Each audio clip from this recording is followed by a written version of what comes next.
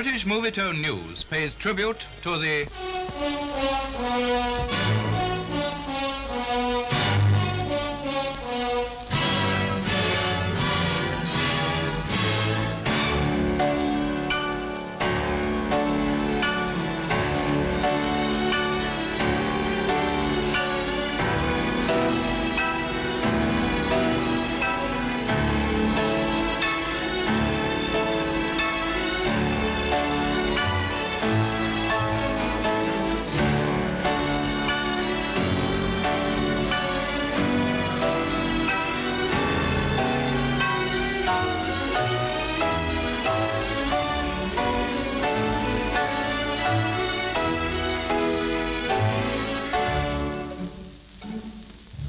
"23 years of Soviet art were celebrated in 1941 with a patriotic exhibition in Moscow.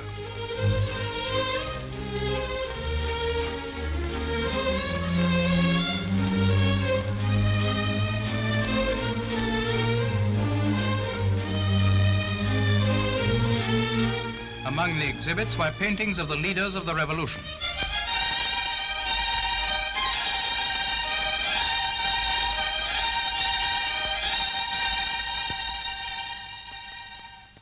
Stalin and Voroshilov at the Kremlin.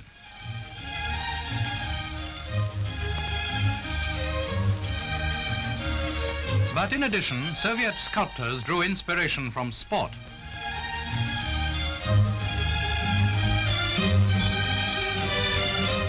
And from literature. With Stalin is the famous writer Maxim Gorky.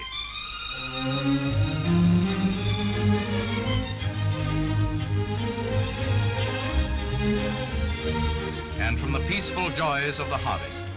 But peaceful joys are only an illusion when Germans are marching abroad. The labors of agriculture became a national duty as the threat of invasion loomed over the cornlands. Of all its resources in power, culture, and courage, the Soviets' strongest asset is the great heart of its people, not least of its women. They marched out into the fields to gather the harvest as the Germans marched into Russia.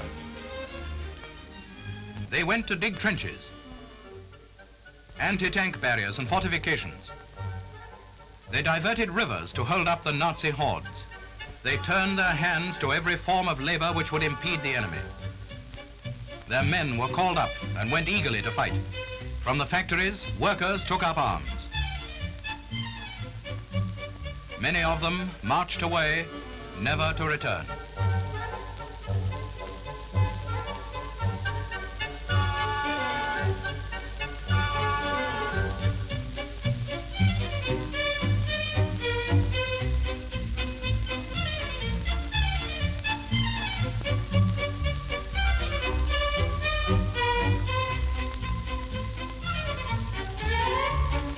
When the bombing started and the incendiaries rained on their homes, the women tackled the flames.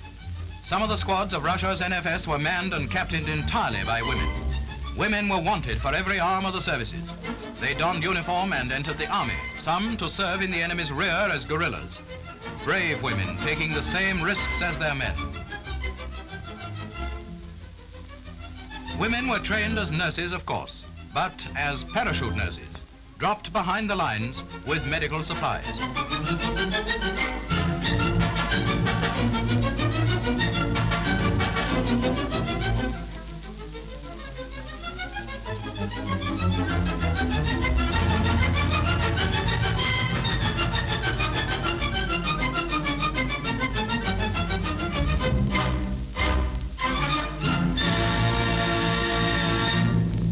The Germans came on.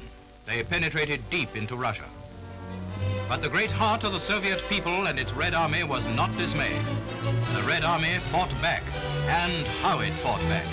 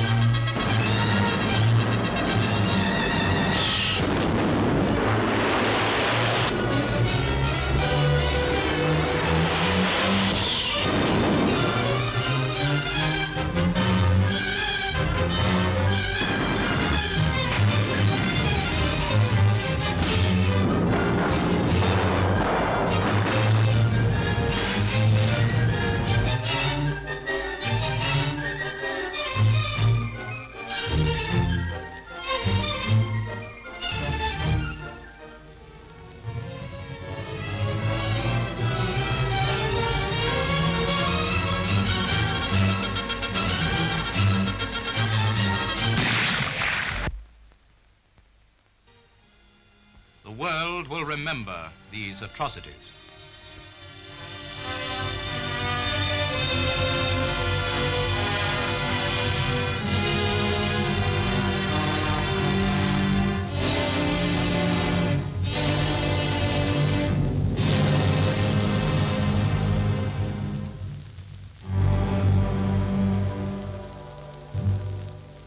But Russia will rise again.